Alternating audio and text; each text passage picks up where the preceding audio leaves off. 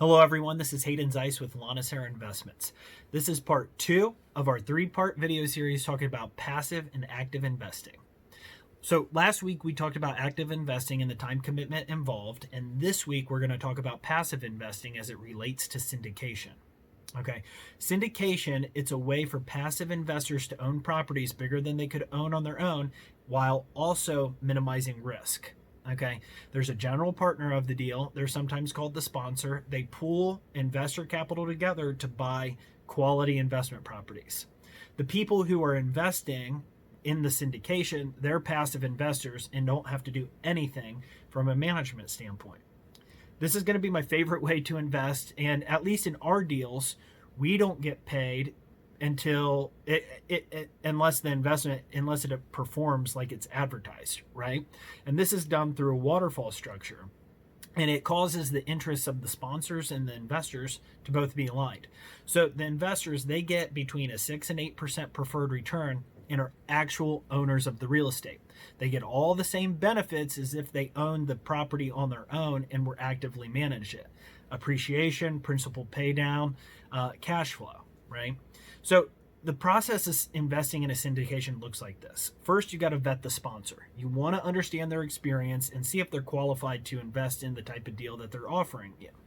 You want to understand their education, their process for investing, how often they're going to communicate with you, what's their track record. You definitely want to get a sponsor who's invested during a recession and who came out whole, okay? So you're also going to want to understand what their investment model is. Does it match your risk tolerance? And then, of course, you're going to want to make sure you like them, because I know I don't want to work with anybody that I don't like, right? So next, I'm going to have you analyze the deal.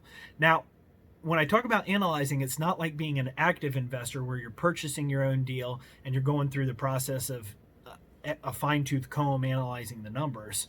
You're going to want to have some sort of understanding of how to look at the numbers of the deal, but it's really left to the sponsors to use a fine-tooth comb and go through the numbers.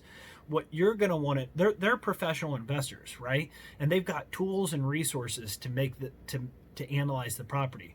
What you want to do is make sure that the sponsor is a good sponsor. And they're going to be the one, they're going to give you an offering memorandum, and you're going to go through and look at all the details. Now, like I said, if you have some sort of understanding of how to look at real estate numbers and how to analyze a deal, you're going to get a good feel for whether the deal is accurately marketed, right?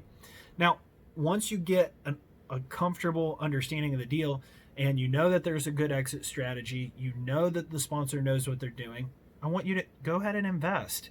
And then from that standpoint, you got to manage the investment, but because you're a passive investor, this means you're only going to be responsible for collecting your quarterly checks, and then you'll get a K-1 that you got to take to your accountant during tax season.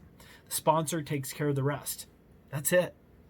So anyway, next week, we're going to talk about the pros and cons of active versus passive, okay? And it's going to be a really good video that talks about the merits of both. Thank you so much for watching, and you got to make sure to check out our website.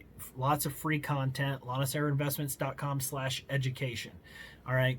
Please subscribe and share this video if you found the content helpful and valuable. Thank you so much. Until next time.